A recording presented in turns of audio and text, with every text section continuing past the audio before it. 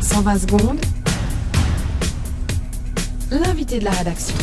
Deux quotidiens romans en font leur une aujourd'hui, 20 minutes et le matin. Des vers ont été retrouvés vivants dans du saumon acheté dans une coop de Comté en Valais. L'affaire s'est déroulée il y a une dizaine de jours. La consommatrice lésée a depuis été remboursée, mais se pose la question ce matin de notre sécurité alimentaire. On en parle avec vous, Vincent Molyneux. Bonjour. Bonjour. Vous êtes cuisinier dans un grand établissement de la place et vous êtes notamment spécialisé dans la préparation du poisson.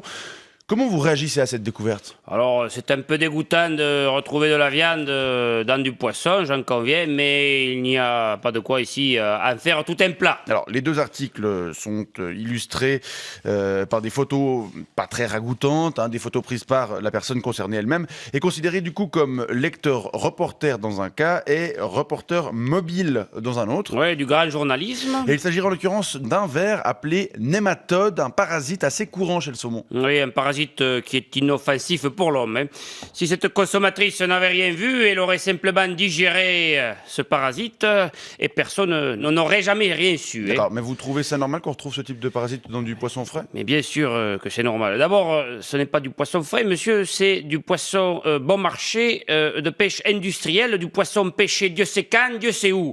Et même si les contrôles sont stricts, c'est parfaitement banal de retrouver des parasites dans les produits alimentaires. Vous n'imaginez pas le nombre de vers, de larves ou d'insectes, eussent-ils été microscopiques, que vous avez ingérés jusqu'ici.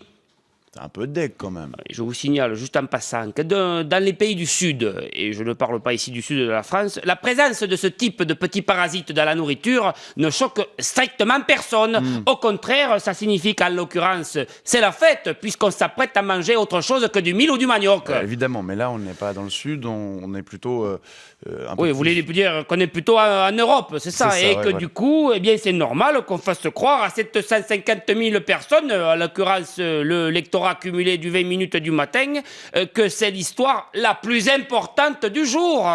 Ah bah, apparemment. Vous ne trouvez pas ça choquant, vous, alors que c'est que chaque jour davantage la merde au Proche-Orient, alors que des centaines de millions de personnes meurent de faim et seraient sans doute ravis de pouvoir s'envoyer un ou deux petits verres de saumon. Vous trouvez ça normal? Vous trouvez pas ça choquant qu'une Valaisanne juge utile d'alerter toute la presse romande parce qu'elle n'a pas pu se confectionner un petit carpaccio parfaitement hygiénique? Je suis d'accord avec vous. Alors, et vous ne trouvez pas ça choquant, surtout, que deux quotidiens, deux d'audience nationale, mordent à l'hameçon, et c'est le cas de le dire, et consacrent leur une à cette histoire qui n'a strictement aucun intérêt journalistique? Moi, ces parasites, monsieur, ils me coupent l'appétit. Et je ne parle pas ici des nématodes ou nématodes. Très bien, Vincent Molyneux. Je rappelle que vous êtes cuisinier et je vous remercie pour votre point de vue sur cette affaire qui, selon vous, donc, n'en est pas une. Bonne journée. Bonne journée. 120 secondes avec les magasins de chaussures Pompidop et Pompe Funèbre.